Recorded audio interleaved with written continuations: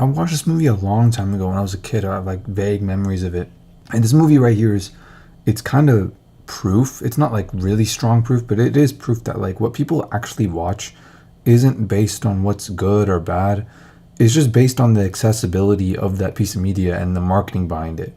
It's not really that serious of an example. It's just annoying that like I literally can't find anywhere to watch it, pirated or paid. But I remember how it went, and that's actually like I think this is the first thing that I'm reviewing that I'm not rewatching or replaying or whatever, like just before I review it. I'm just going off of memory. It's interesting to think about. I think this movie kind of shaped the way that I look at people.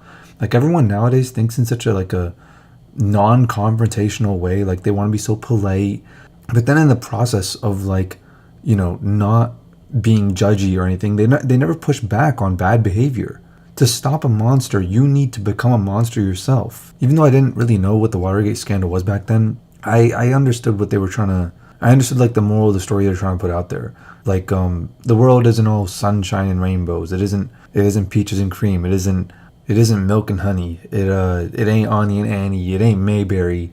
That's all I got for now. I saw this post that was like, in the future, saying the N-word will be the only way to prove that you aren't an AI. And it's just a meme, but I think there's actually a little more depth to it. Like today, really the only way to prove that you're a person who uses their brain is if you criticize someone or say anything controversial. Because most people they just go through the motions and just avoid any sense of like risk or danger, and they just say nothing controversial their entire lives. And this is actually like a core part of like having humanity in the modern era. Like the only way to prove that you actually care about people is if you're willing to offend them. People are like shunned so dramatically by normies for saying anything controversial. They forget that like anything productive or even worth saying will be controversial. If you only tell people things they already know and agree with completely, then you're not saying anything new. You're not teaching them anything. You don't actually care about speaking to them.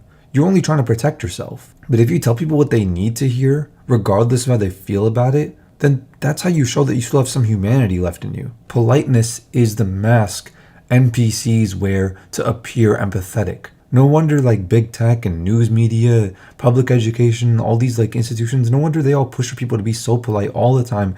Never hurt anyone's feelings, never be offensive, never say hate speech, never, harassment, bullying, none of that. If you don't have anything nice to say, don't say it at all. What bullshit. If you're only saying nice things to someone, things that will never offend them, then you're willfully condoning their inactivity. You're rewarding their lack of growth. The world has been permeated by fear and weakness, which makes fighting look bad because people nowadays do it for the wrong reasons.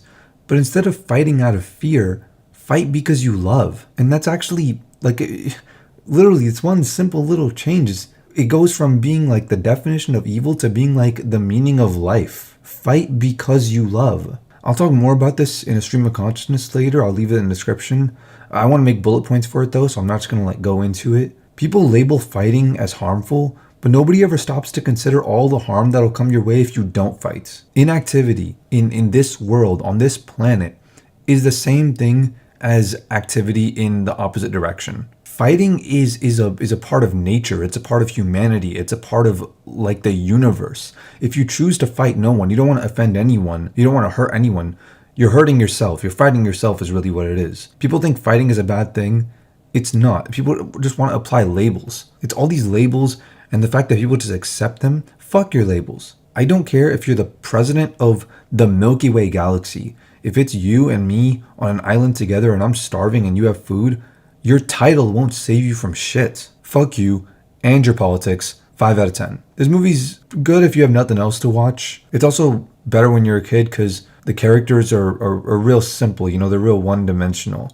The movie stops being fun when you like stop being naive and you realize how like modern journalists actually act today. Then there are certain parts of the movie that are kind of infuriating actually. It's Filthy Frank, motherfucker. It's Filthy Frank, bitch. Let's get some pussy tonight.